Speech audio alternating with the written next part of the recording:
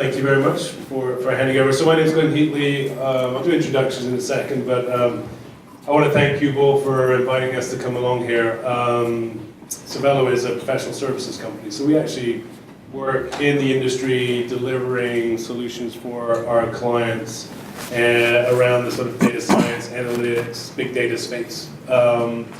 And you know, for us coming here, I think it's interesting just to sort of take a slightly different perspective of kind of what we're seeing in the industry and why products, vendors like Qubole are very important and why they're very interesting to us as we deliver solutions to our clients.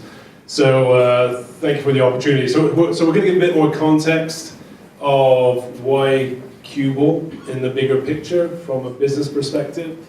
And then as the talks go on, we're going to get down into probably the stuff you're really interested in, is Qubole and some of the use cases and actually seeing it live.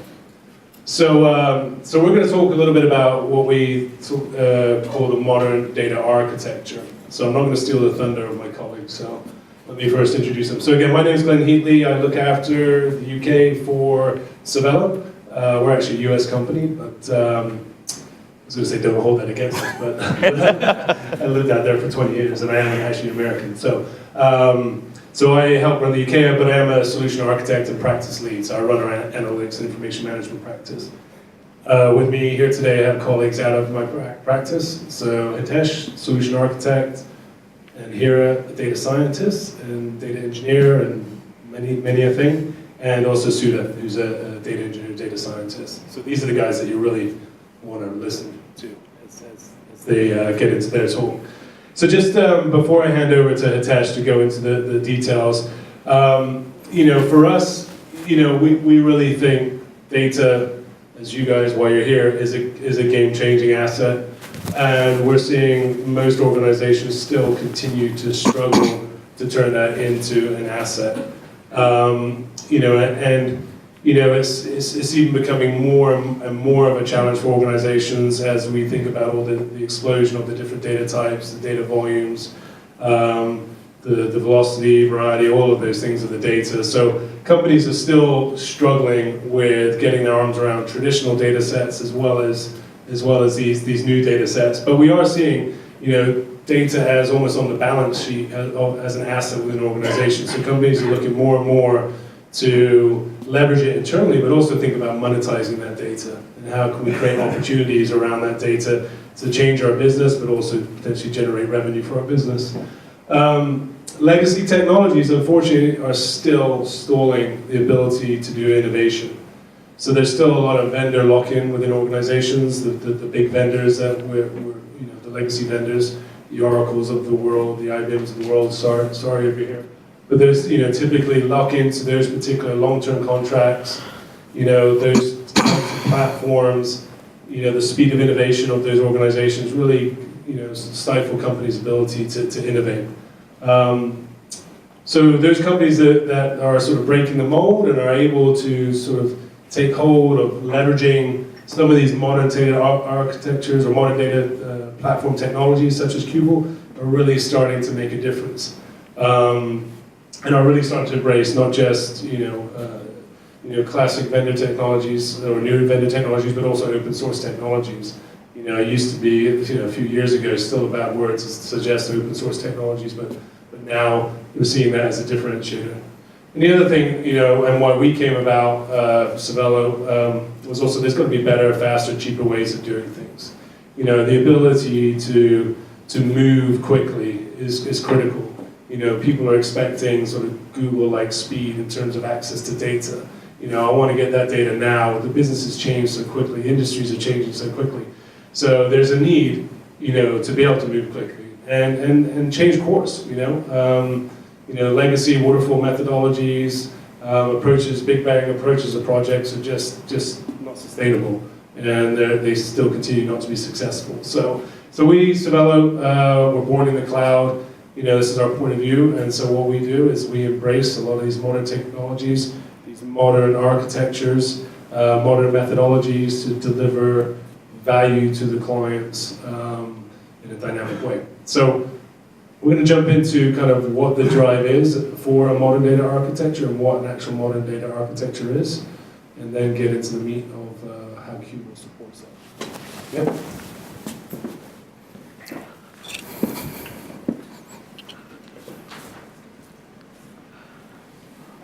Great, thanks very much. So before we jump into what modern data architecture is, as Glyn said, okay, what's really driving the need for, oh, sorry, closer, that's a bit better. So what's really driving the need for basically a modern data architecture? So here are some of the examples of 4 areas where we see, okay, the typical basically business drivers that describe the reason why we need a modern data architecture. So the first driver is that the organizations are becoming insight-driven, so consumer-centric. There are internal basically data users, there are external data users who want to basically get access to information in a performant way, in an efficient way, and be able to act on that information in a timely manner as well. And so this is basically becoming quite important for everybody, whether they're actually using for internal optimization or whether they're actually providing information as a service. The second dimension is basically, well, I guess because of the legacy architecture has been inflexible, what's happened is that people have set up their silos, each department, each function has gone off and done its own thing. Sales have theirs, finance have theirs, supply chain have theirs. And the concept of single version of truth is kind of almost diverged, and we need to bring that back in. And we need to bring that back in, not only just in the context of the traditional data that we normally used to collect from our enterprise systems, but actually now you've got to throw in the fact that actually there are a lot of unstructured, semi-structured data that you're collecting from internally and externally as well. So for example, your web logs, so you may decide that, hey, social media data is relevant to you as well. So on top of all of that, you've got to provide a single version of the truth. The third dimension is the fact that, okay, well, the business still needs to manage itself. We need basically 360 degrees real-time information so that whatever the business objective is, related to that business objectives, we have KPIs, performance metrics that are relevant to what's happening right now rather than what happened last week or last month. So performance is a key factor, and obviously invariably what that means is if you see a metric, or somebody always wants to see what's going on behind that metric. So the ability to be able to self-serve, and when you're actually exploring that data in that OLAP situation, last thing you want is sit there for half an hour waiting for a query to actually deliver the answer. You want seconds, milliseconds responses. And then finally, as Glyn said, things are moving faster. They're happening much quicker. I remember 10 years ago when I used to design architecture at IBM, I could plan for an architecture for 2 years. This year, if I design architecture, I'd be lucky if it lasted the financial year in that sense. So you need the agility, you need the flexibility, and the flexibility because there's constantly new capability emerging, new technology emerging. How do I build that in? How do I enable this new thing? How do I swap this out and put something else in? You don't want to be tied into particular basic technologies. You don't want to be tied into particular vision of capability. So that flexibility and the ability to actually adapt is quite important as well. So conceptually, this is how I would actually describe a modern data architecture. At a top level, where obviously business is trying to operate, the 3 key important areas are my ability to be able to measure what's going on in the business and be able to actually take actions where needed. In order to take action, I actually kind of need to understand, well, what's happened? Why did it happen? And what's the root cause of basically for whatever this happened? And then finally, of course, I want to take the decision. And I want to take that decision now. I want to take it in an immediate or short-term scale. It can't take weeks or months. I remember basically my first job in BT, and we were responding to something, and we were basically working on how long would it take to do this. Like, it's going to take about 3 months. Like, forget it, never mind. This thing's happening in about 6 weeks. And now that kind of basically, sort of thinking is just impossible. So, in order to support that, we did a variety of analytics capability. So, First of all, our traditional KPI reporting, defined KPIs, consistent KPIs, and supported by dashboards, but more importantly, performant dashboards, which then can be complemented by self-service analytics, which allow you to explore behind those KPIs, drill into those KPIs, slice and dice into those KPIs, so you can start beginning to sort of your journey towards understanding. But that's no entire, basically, journey, because it might not be so straightforward. The root cause of that event may require some data discovery work, and this is where then my colleagues like Sudha and Hira may come in to actually look at other data that you wouldn't necessarily normally be looking at in order to sort of explain something that has never happened before. And so why did it happen? And under what circumstances will it happen again, if it will? And then therefore, you now start going into the digital sciences areas where, okay, so can I possibly predict similar events? How do I identify that similar event so I am not caught unprepared?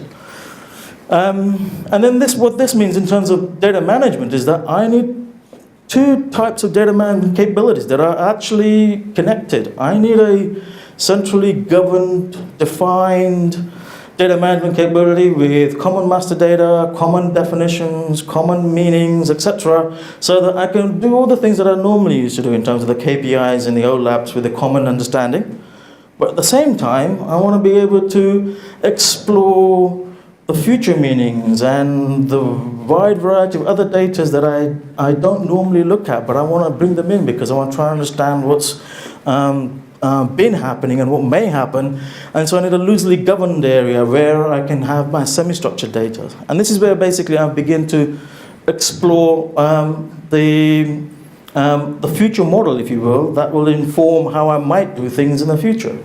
And I guess this is where I guess becomes quite the important part of basically having a data management capability that gives you that flexibility to be able to explore your data loosely, but at the same time be able to also organize it so that the traditional business operations can still continue to consume in a consistent manner. So, finally, I guess this is where we come to modern data architecture and what other capabilities you need in order to enable such an architecture. But before I do that, I want to ask some of my colleagues here to sort of explain some of the top-level demand drivers that exemplify the kind of analytics that the businesses are beginning to do. So, Hira, would you mind? Sure. Okay, so to give a basic introduction to a recent project that I've worked on, this was in the e-commerce space.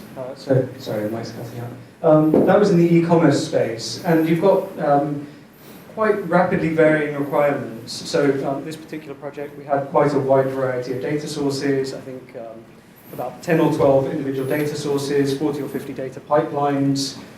We had a variety of APIs, flat files, such a broad range of input data. And one of the key challenges was what happens when one of those APIs changes? What happens when someone wants to add in an additional kind of ungoverned data set? What happens when some of those files are switched out, when you get additional metrics coming in? And so those challenges kind of add a lot to the project, and they add a lot to the planning. So depending on how forward-thinking and how forward-looking your data architecture is, it can be quite simple and quite kind of rewarding to integrate those which, with a more traditional data architecture, it would be really quite a challenge to adapt to rapidly changing requirements, to how quickly your input data is changing. And I think that's a good example. The insights in that kind of a piece of work can only really come by blending all of the input data sets. It's not a case of bringing in 3 or 5 of your data sets and figuring out, hang on, these are our biggest kind of platforms for e-commerce, so that's why we're using these particular platforms. It's about blending all of your data, trying to get the bird's eye view of all of the data that you can get hold of. And I think those kind of issues are definitely core to modern data architecture. Thanks so much, Hira. And so combining that with the previous slide in terms of the various extension of capabilities that we need to enable modern data architecture, I suppose it sort of sets the context of the first aspect. Okay, so the modern data architecture needs to be able to actually be flexible and adaptable to the ever-growing range of data and be able to actually incorporate the new ranges of data that data scientists are discovering to say, hey, this is relevant now, I need to know this. How do I get that into my analytics?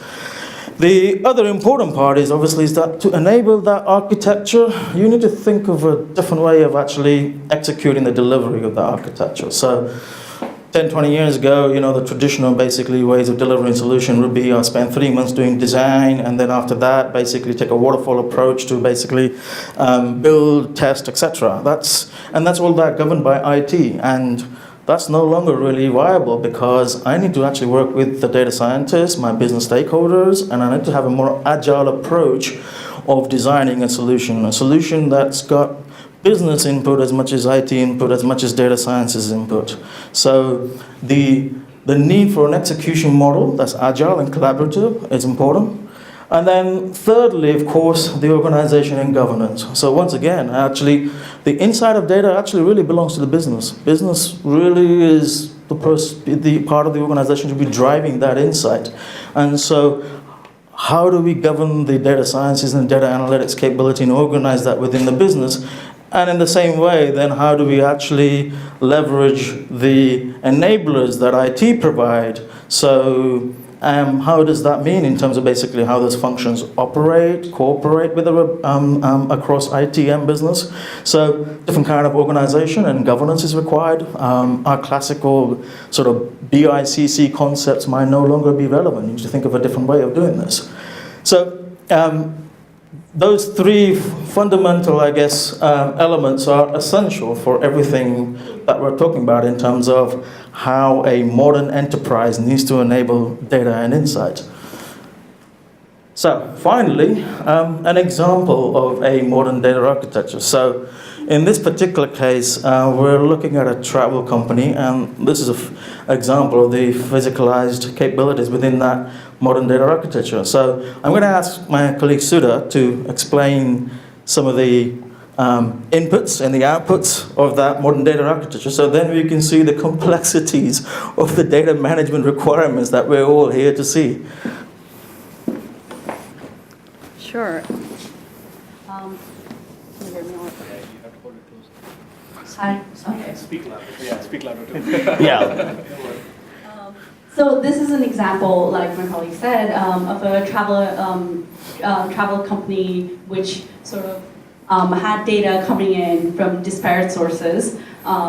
Here, the data came in from both external and internal sources. So internally, because it was a travel company that sort of merges different data sets, you'd have hotels data, packages data, flights data, and then and sales data, of course. And then externally, they also got competitor data. So the whole purpose of this architecture is to enable them to make better decisions, using all of the data that they did have available. So until now, what they've done is operated in silos, and BI team was sort of doing its own thing, and sales wasn't talking to BI, pricing team wasn't talking to BI or data science team, and they're trying to figure out, how do we merge all of this, and how do we sort of establish a capability within the team to do, to sort of use data to actually make, drive decisions.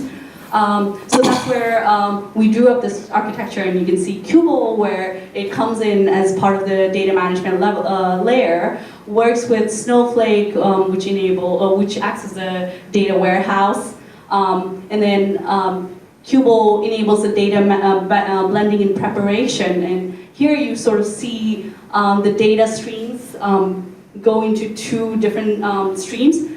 One is when you think about BI and business analysts, where you want to understand, where you want to persist the data and understand from historical data how you're performing so far. And on the other stream, you have these data sets that you can use for, data scientists can use so that they can then derive, push back their business and make decisions based on those data sets. So here, this data gets persisted in the enterprise data warehouse, and then is connected to the reporting tool. In this case, it was Tableau, to build dashboards so that people have an insights on what's working, what's not working, where the areas that we need to focus on, etc., etc. And here, the cool thing about this is because Qubole enables these big data technologies, with the help of Qubole and data blending and preparation, using Qubole as a platform, then there was a tool that was built for data scientists so that they could then look at all of the data sources that they have to figure out the optimum pricing for their packages and hotels. So this is basically how a modern data architecture looks like. You see disparate data sources, all of them coming together, lots of plug and play, plug and play elements, so it's not governed by one big data stream or one big technology, and then all of them coming together to basically derive decisions out of data. Thanks, Sudha. So I guess in this particular example, so we're using Qubole in order to leverage data flow from all the disparate sources that Sudha mentioned, to ingest it into a Amazon S3 data store. So there's an example of basically how you can use that for simple managing ingestion processes. Then, of course, Sudha mentioned there's a bunch of basically business operations who want to analyze that data in a sort of in a defined way. So we need to actually then take that data that's in that ingestion space and actually structure it into our Snowflake data warehouse. So we need to do a little bit of ETL, ELT work, basically. So again, we can use now Qubole again in order to actually move that data from S3 into Snowflake, transform it in the way that we want in order to create that consistent single view for everybody across the business. Of course, there may be further transformations you want to do given the specific requirements in the business. So you can again, of course, use Qubole again once you have that data in Snowflake to create further transformations to facilitate different business operations. But at the same time, of course, all the data that's sitting there in Snowflake, S3, it's all accessible to a data scientist to access as well for their machine learning purposes. And then, of course, an interesting use case because in case of this particular example, the insights that's derived needs to go real time back into the operational applications. And so, again, we're using Qubole to actually push back the outputs so that the recommendations or offerings can be then immediately available to the customers of that company. So, finally, hopefully, this is, I hope, a summarization of what we believe are the example use cases of Qubole, and later on, some of these use cases, Sudha and Hira will be showing to you in the live demo. So, first one being the example we talked about already. So, we have some data in an S3, we need to ETL or ELT that data into a data warehouse where we want to store it for perpetuity for analysis of structured and possibly semi-structured information, which we then can connect into any BI tool and analyze for key performance metrics, slice and dice, what have you. The other scenario, of course, is that I may then want to actually carry out some machine learning processes on that. And I've seen from my previous experiences, people like using R, some people like using Python. And one of the great things is that actually different preferences can all be basically accommodated within Qubole and enabled through basically and managed in a single place as well. And one of the things I think I loved seeing the notebook features where, hey, I've got my SQL script there to get some data, I've got my Python script there, I've got my R script there. I don't have to go into the different tools. I can all see in one place. And then, of course, if you wanted to, as a data engineer and data scientist, when you're running these algorithms, you want to see what's going on. Does my data look right? Does the model look right?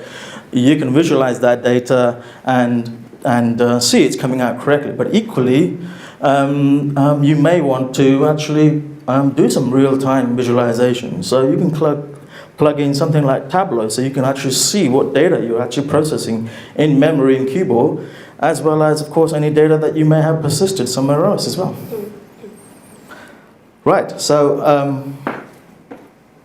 I guess thank you very much for your time. I hope that was a useful and informative session. And later on, the guys will show you the examples of a ETL ELT process using Qubole, a machine learning process using Qubole, and then they will show you the types of visualization you can do within Qubole, as well as, of course, if you want to deliver that visualization to business users, how do you plug in Tableau and therefore deliver the visualization that most business users might be actually expecting as well. Okay. Yeah, of course, yeah. This is Ajit, Solutions Architect from Qubole. So just want to point out, while this is S3, we do it multi-cloud, so you can just replace S3 with an Azure Data Lake or Blob Store as well. So the architectures work across clouds.